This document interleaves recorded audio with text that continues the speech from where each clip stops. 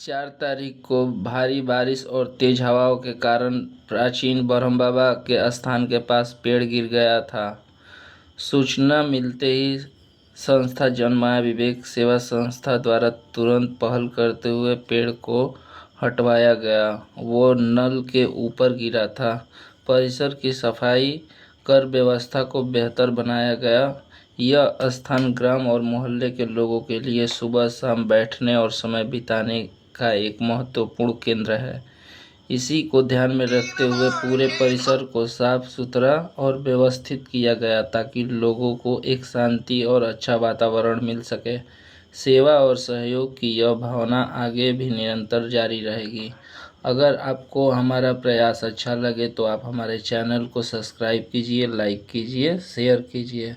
जय श्री राम, नमस्कार।